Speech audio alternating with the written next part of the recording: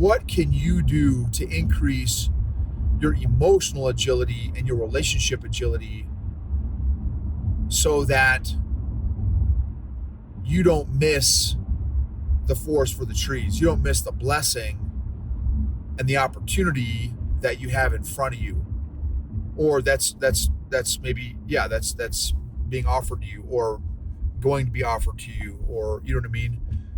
I don't know that there's anybody that like genuinely loves change, but I think there are personalities that can adapt to change more easily than other personalities. The other thing that affects that is your degree of emotional intelligence and your emotional health. The lower your EQ, I don't care what your personality is, change is going to be difficult. The higher your EQ, the better and the greater your emotional agility and your resilience and your leadership agility will be. Welcome to the EQ Gangster podcast, where you will learn practical tools to grow your mental and emotional health and intelligence to be the best version of yourself, both at work and at home. It is real, raw, and transformational. The journey of emotional growth isn't easy, but it's worth it. I believe in you.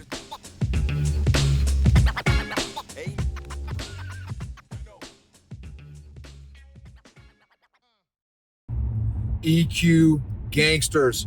Hope y'all are doing amazing today. And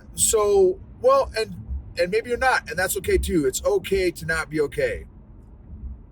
A couple insights I want to share with you all, and this is going to be the title of this one. If you change the way you look at things, the things you look at begin to change. If you change the way you look at things, the things you look at begin to change. Talk with a friend of mine, and I'm going to keep this one super general just because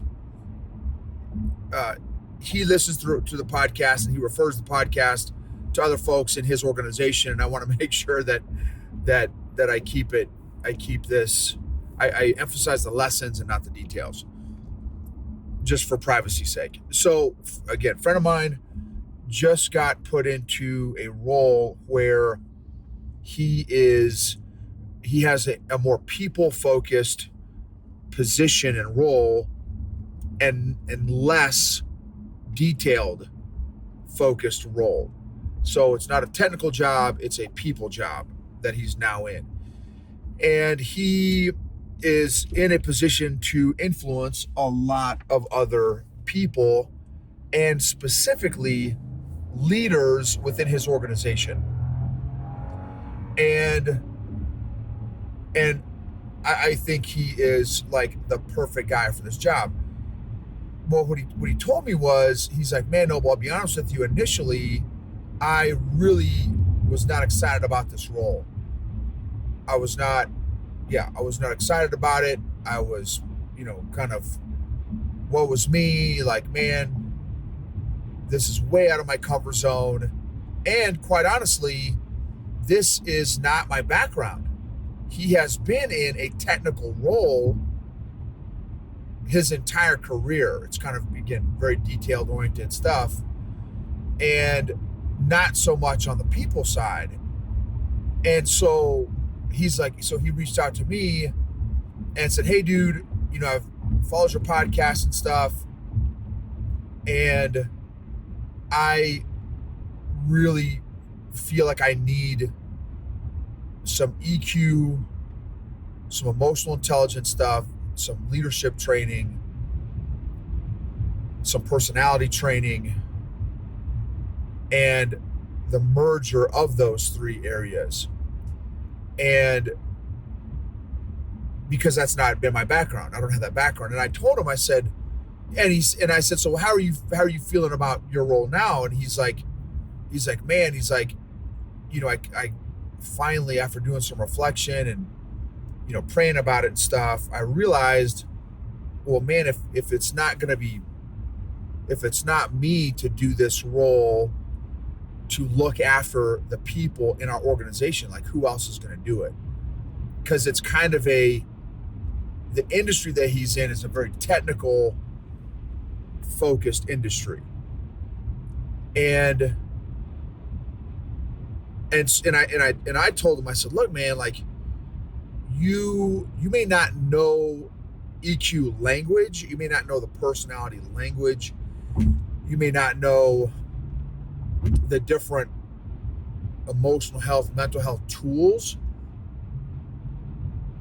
I said, but you are, and I understand you've had a technical background. I said, but dude, you genuinely care about people, and that's a huge starting point. And I said, I can't tell you the actual numbers of your EQ, without doing the scientific psychometric assessment that I've got access to. But I will tell you, no, I know you well enough to know that you genuinely care about people. And the other huge thing about this guy is he's very hungry and he's very teachable, which, and I know some of y'all are already thinking like, well, no, well, I know other leaders that care about people that are terrible at it. And that's true. That's a true story. There are definitely leaders out there that, just because you care about somebody does not mean that they're good at leading or that they have a high EQ. For me, that's a great starting point, though. That, a leader that truly, not lip service, not a poster on the wall, genuinely cares about people. Genuinely, not, again, not just a corporate core value. Our company cares about its people. Do you really? Do they know that? Does your team know that? Do the people in your organization know that? So he's teachable, he's hungry, he genuinely cares about his folks. I said, dude, you are the perfect guy for this role. And so anyway, so we're going to start, God willing, working together, and I'm going to be able to give him some tools. And he's a very good, in the limited exposure I've had to him, he's a very good communicator. And I genuinely believe that other people can tell that he cares about them. And now in this new role, he is representing the organization that he's working with. So it's not just, hey, well, everyone knows that this guy cares about me. Well, now he's been placed in a position to represent the whole company or a huge part of this company. And it's going to be, I just think it's going to be a game changer. So the whole point is, again, if you change the way you look at things, the things you look at begin to change. He kind of had this expectation that, man, I've been doing this for many, many years in a technical capacity. He saw this transition as, man, God, why are you doing this to me? Why are you pulling me out of my technical expertise, pulling me into this people role? And again, he's going to do an absolute game-changing job. So how about you? What can you do to increase your emotional agility and your relationship agility so that you don't miss the forest for the trees? You don't miss the blessing and the opportunity that you have in front of you, or that's maybe, that's being offered to you or going to be offered to you, or you know what I mean? I don't know that there's anybody that like genuinely loves change, but I think there are personalities that can adapt to change more easily than other personalities. The other thing that affects that is your degree of emotional intelligence and your emotional health. The lower your EQ, I don't care what your personality is, change is going to be difficult. The higher your EQ, the better and the greater your emotional agility and your resilience and your leadership agility will be.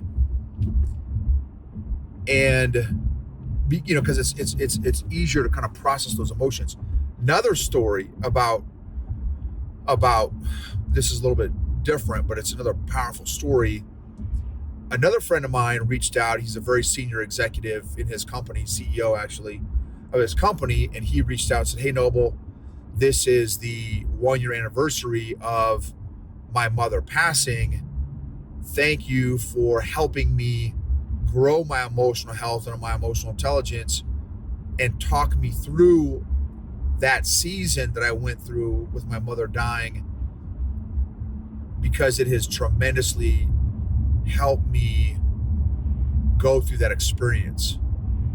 And on the anniversary, I'm reflecting back and just very thankful that now I am allowing myself to process those emotions, feel those emotions, rather than dive into work, be busier, work harder, and avoid those emotions. And like he let himself cry multiple times today. He let himself be sad, and I responded to his message, and I said, "Dude, thank you. So I appreciate the feedback and stuff." And I said, I would agree with you. For me too, like just I didn't grieve my dad's dying until 3 or 4 years after he died. And even still, it's been 13 years ago, and I think about my dad probably at least 5 days a week, if not every day, at least 5 days a week. And so it has been such a blessing because, as I was telling my friend, I said, now that I am okay with emotions and emoting and feeling, I feel sadness come along, and I'm in a position, in a place where I can allow myself to feel sadness, and I'm not like in the middle of a coaching session or in the middle of a meeting, and I allow myself to feel that sadness coming on. That sadness kind of passes through me, and it doesn't sit and fester and stew and brood, and I don't avoid it. And it kind of passes through, and I let myself feel sad. Like, man, I miss my dad today. I miss him right now in this moment. I miss his sense of humor. I miss his creativity. I miss his love for people. I miss his love for his family. He would tell us almost daily, "I love my family." That's it. He was kind of awkward emotionally, a little bit emotionally awkward, not emotionally, socially awkward. He was a little socially awkward. But man, I knew when he died, I had no doubt in my mind that dude loved me. He told me every day, every time we talked on the phone, which is, I don't remember how often we talked on the phone, maybe once every week or once every couple weeks, once every few weeks. Every time we get off the phone, before we get off the phone, he would say, "I love you, I believe in you, and I'm proud of you. I love you, I believe in you, and I'm proud of you." And, the first handful of time, I'm like, "Come on, Dad." Like, "All right, got it. You're just saying that." And I didn't, like, he wouldn't shut up. He wouldn't stop saying it. He would always say it. "I love you. I believe you. I'm proud of you. I believe in you, and I'm proud of you." And man, for 2 or 3 years, so not like one time. And guess what? Again, I've never doubted, man, I wonder if my dad loved me. Man, I wonder how my dad felt about me. And it also encouraged me to, like, don't ever not let someone know how you feel about them, because you never know when your time is up, when your clock is up. And so, there's a few lessons in that whole deal that you guys can extrapolate at your own accord.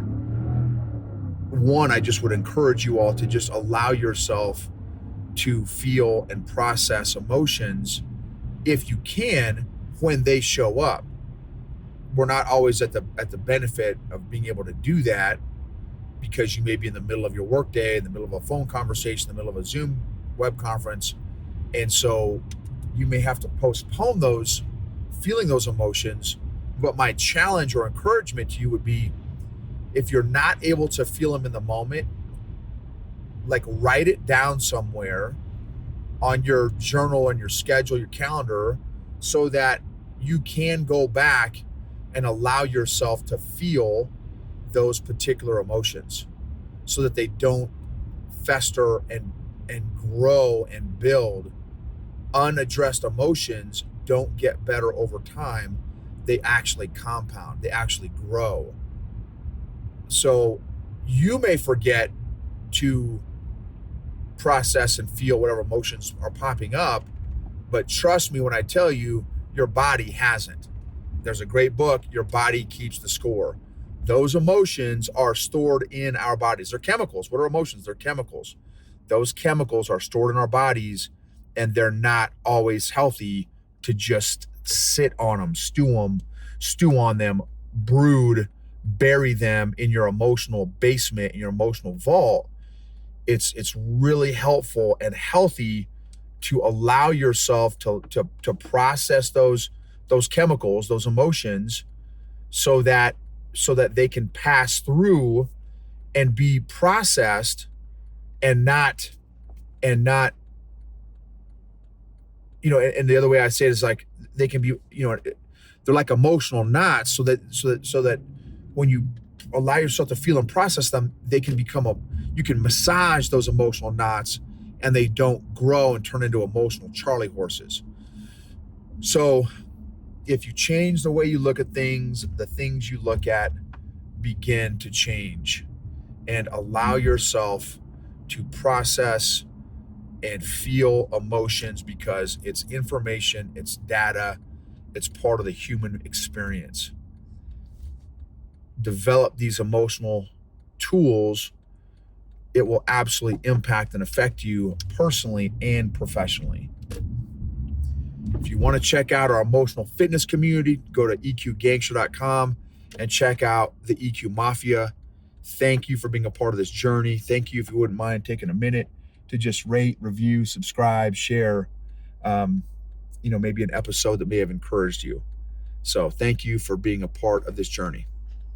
This episode is sponsored by Classical Conversations. Since 1997, Classical Conversations has been equipping families like yours with the resources to homeschool with confidence, following a classical curriculum rooted in a Christ-centered worldview alongside other families in a local community. Homeschooling is doable with Classical Conversations. Check out classicalconversations.com/Gibbons for more information. Again, that's classicalconversations.com/Gibbons, Gibbens.